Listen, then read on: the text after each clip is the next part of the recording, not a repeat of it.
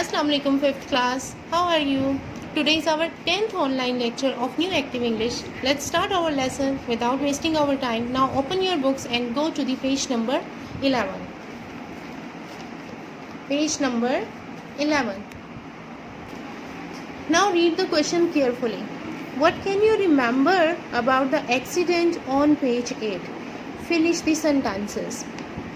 वो बोल रहे हैं कि आपको पेज नंबर 8 पर जो एक्सीडेंट के बारे में पढ़ा था उसके बारे में आपको कुछ याद है। अब ये ब्लैंक्स जो हैं उन्होंने उसी पेज से ली हैं।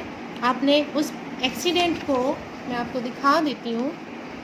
पेज नंबर 8 ये एक्सीडेंट था, इसी के अकॉर्डिंगली हमने यहाँ पर ब्लैंक्स को फिल करना है। ओके, टॉपिक हम लोगों का वही चल रहा है।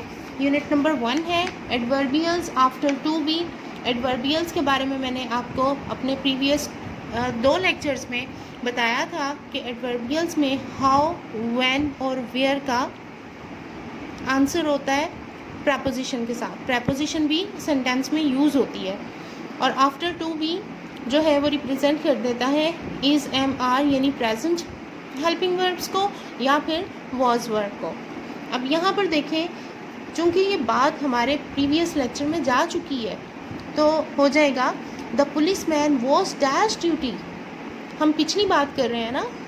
पुलिस मैन वॉज कहाँ पर था, कौन सी प्रपोजिशन आएगी, वेयर का आंसर आ रहा है on duty. Police man duty पर था। द बॉय वॉज ऑन, लड़का कहाँ पर था, याद है आपको कुछ। The boy was on a bicycle, where का आंसर आ रहा है। ठीक है, प्रपोजिशन भी लग रही है और हाउ, व्हेन और वेयर में से किसी एक का आंसर भी आ रहा है। और वहाँ पर इस के साथ था is, am, are present helping verbs use हो रहे थे और यहाँ पर हम वॉज पास्ट की बात कर रहे हैं, इसलिए वॉज और वर्ब का इस्तेमाल होगा। वॉज सिंगुलर नाउन के साथ लगता है और वर्ब प्लूरल के साथ लगता है। He was dash a Hari, he was in a Hari. His lesson was at, उसका लेसन कितने बजे था, his lesson was at 8:30. He dash late, he was late, he was late. The policeman's hand was, policeman का हाथ जो है वो was up, ऊपर था। The boy's head was, लड़के का सर down, नीचे था। He did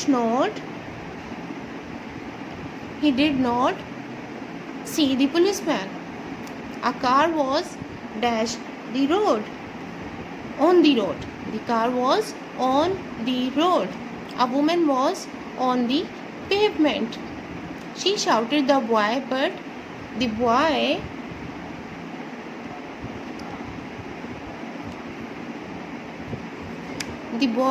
did not hear her. अब बिल्कुल इसी तरह से आप लोगों ने प्रीवियस लेक्चर को एक्सीडेंट ऑन पेज नंबर 8 उसको याद रखते हुए ये बाकी सारी ब्लैंक्स भी फिल कर लेनी है। You have to complete these sentences. You can consult the page number 8। Now here is a game for you, let's play it. Play this game with a friend. अब आप घर में अपने दोस्त के साथ, अपने भाई बहन, मामा पापा, किसी के साथ भी ये गेम खेल सकते हैं। When will you come to school? I will play this game with you. Okay?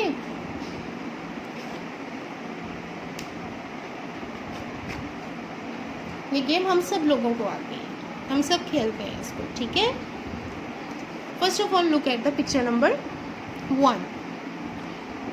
Which hand is the piece of chalk in? मेरे कौन से हाथ में चौक है?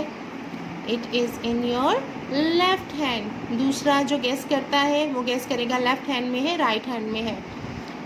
तो अगर वो गलत है तो हम बोलेंगे no, you are wrong, it is in my right hand.